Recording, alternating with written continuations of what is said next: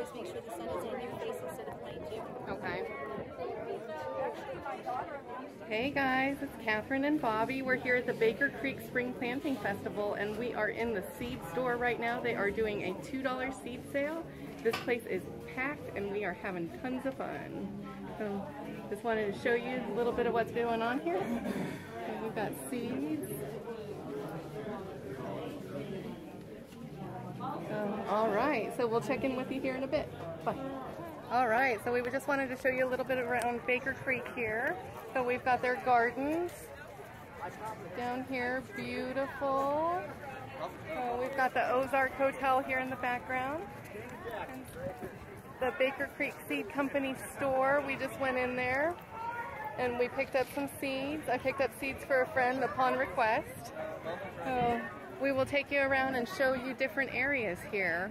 Alright, here's another section of back behind Baker's Creek. You can see the rolling hills. There is, I don't know if you can see them, cows out there in the field. It is just beautiful here. How stinking cute are they? So we are at the pea pen here and he is gorgeous and fanning. Showing off for the crowd, aren't you, buddy? You are beautiful. There's another peacock back in the background along with a peahen. I think these guys are probably the star attractions of the livestock here. Just gorgeous.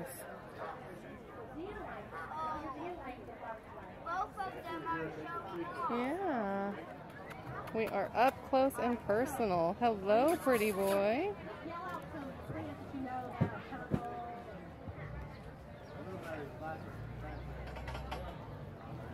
Hey. The other one's running over here at him. Oh, competition's coming. And we got a hen in there.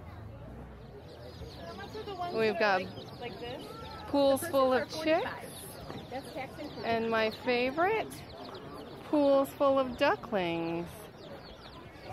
Hey guys, so I'm here with Not a Farm Girl, and I have been following your channel. Is it 3 years? Yes. It's been 3 years now, and we started our channels. I think I was a couple years ahead of you was all. Right. I wasn't really that far ahead, but I had a lot of fun watching because at the time, you guys were already on your homestead, and you were building your house, Yes. and we were on our homestead wishing that we didn't have a mortgage. And so I'm really curious to know what it is that you have learned along the way the last few years, trying to stay debt-free, building the farm, building the house, and doing so much of the work yourself. Would you do it again? I think we would do it again, but I think we would build smaller because our house is still under construction and it's been a lot of fun, but it's a big space. And we went big because Chris is big and because we're coming from a very, very small house where we felt very cramped and crowded. Right. And we decided we weren't tiny house people, but it's not done yet. Right. So I think overall that's one of the things that we would change is we would probably build smaller. And but I think what we do like is that we've been building debt free. So we're saving, and which is why it's taking so long. So we save up and then we get the next project done, and the next thing on the list is drywall. All right, so you're doing something that I've never tried, which is you're going to be market gardening, which is a way for people to make money on their homestead. Yes. Very legitimate. Yes, so we've started a market garden series, and one thing that I think is different about my market garden series is that at the end of it, and maybe as we go along, I'm going to list out the cost of everything that I purchased, and I'm also going to list any income that I brought in, so that you can see what an inexperienced or new market gardener might reasonably expect, understanding that I don't have that experience yet. But you go in sometimes into these things where you're like, this is how I'm going to make money on the homestead, I'm going to sell products, and you see other people selling products, but you don't know how much they're making. So it's hard without some kind of business model to know, is this really what I want to do? Is this how I want to do the income? Is it worth the effort that I'm putting into it? Right, and so that's what we're going to document everything. Which I think is brilliant. And then you're getting into my favorite, most valuable. And I'm so excited because I've been talking about this since I started, I think, pretty much. Rabbits! Yay! Yeah. And I think for us it'll be especially good because Chris can't eat chicken. Yeah. So it's an easily renewable And tastes meat just like source. chicken. I think it tastes more like pork, although I've Do you heard that. think? I think so. I think both of them are a pretty good comparison. I think it depends on the recipe.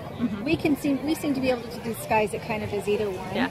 It's pretty versatile meat, and the manure is just amazing. Guys, we are here today with Arrow Ridge YouTube channel, and that's all it is. It's just Arrow Ridge, which is really kind of interesting.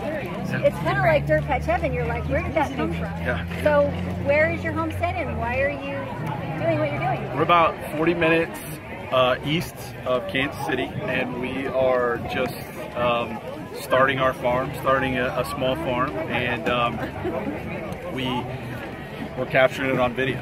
So it's me and my wife Jessie, and we upload normally Tuesdays, Thursdays, and Saturdays. So. And what kind of livestock do you guys homeschool? What's your philosophy? We do homeschool. We have 6 kids. We homeschool 5 of them right now.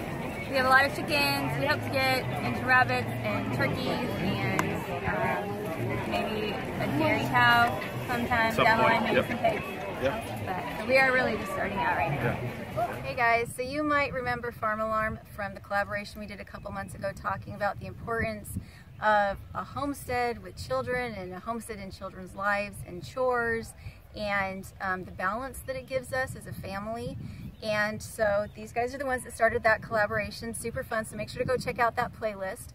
But I kind of wanted to talk about young families kind of trying to get into this, the importance of being debt-free, the importance of kind of thinking outside the box. We were in an RV and it doesn't sound like it was nearly as comfortable as the school bus has been for these guys. And so we're going to take a tour.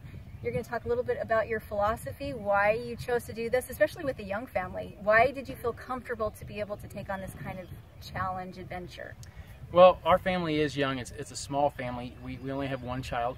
And so I actually didn't think that was a big deal because a lot of people, you know, they would think, oh, we have too many kids. Well, we have the least amount of kids with still having kids, 1. And he's young, you know, he doesn't really know the difference. And he likes big trucks, fire trucks. He likes the school bus. So we thought that would work out real well for him. So one question is, I know a lot of people watch Justin Rhodes cross the country, and I know he had somebody else that was working on his school bus. Do you think you could put together a series for people to where you could say, this is the skill you need with this, and I can showcase this, and this is this is how to know if this is safe. Did I do this safely? Would this meet the qualification of I'm going to be traveling down the road, nobody's going to get hurt, it's going to hold together? I know that a lot of people, they're like, I could do this if I didn't have to pay somebody else to do it. Do you think that like a workshop or something would be something you guys could put together? Absolutely. You know, you said, I think I could do this without having to pay somebody to do it. That's a huge thing right there because, you know, you see a lot of tiny houses where people are paying $80,000, $90,000, even $60,000 for a tiny house. That doesn't get you debt free. Right. I mean, unless you're making $300,000 a year.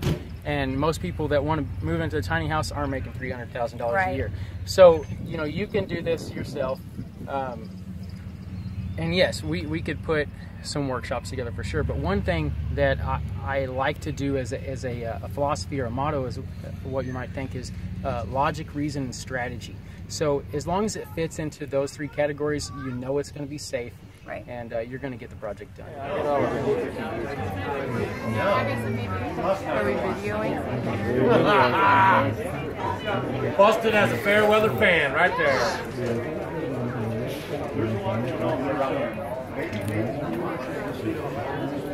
So tell us about yourself. Who are you? I'm Julie. You're Julie, okay. Hi Julie.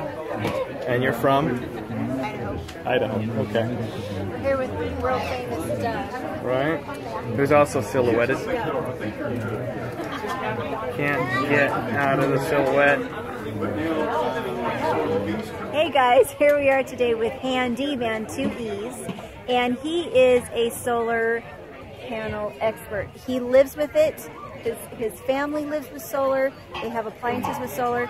So a lot of people have asked why in our tiny house we don't use solar, and it's because we don't have as much experience with it. So I wanted to introduce you to him and let him talk about what he does so you can go check out his channel and learn how to do it the right way. So on my channel, what I did was I installed I think it was about 4.5, 5 kilowatt solar panel system that we did a ground mount system, and we used lithium ion batteries that came out of a smart car. So they're Tesla batteries that came from a smart car. We have a 4,000 watt inverter and a Schneider charge controller. And based on the sizing of that and how small our house is, we can run electrical cooking appliances, an electric water heater. What else do we have? What else did I mention? Let's see, you're talking about the cooking. Do you have the movie thing outside your house, the projector? Yeah, right? I mean, that's not a huge power draw. Oh yeah, we have a mini split air conditioner, so we can do heating and cooling on that, all off of our solar system. One of the biggest misconceptions about solar is that you can only run like a few outlets or a few light bulbs or anything like that. Some systems are only designed for basically that size, but obviously if you want to scale up and run even just a small home, something under 1,000 square feet, it really depends on your usage, but you can do it for, I would say, an affordable price. Our system was about $14,000, and when you extrapolate that over the course of 10 years, 10, 15 years, at the system, at least the batteries are going to get, we're at least 10 years out of, you know, it's still around about $100 per month when you kind of break it down over that long term. So you're making that investment up front, but you can certainly do it in a way that's going to be safe, that is going to last a long time, and is going to provide you with all your power needs. Hi guys. And that's one of the big things that a lot of people don't get, is that you can really do a really nice system that's going to last a long time. There's other guys on YouTube that don't really know what they're doing, and their systems are unsafe and dangerous, and I just don't want people to see that. So I've got playlists on my entire solar install, and we also have a solar basics course. So if you want to learn more about how to actually do this yourself, it's just a $30 course that you can check out on DIY Homestead Project.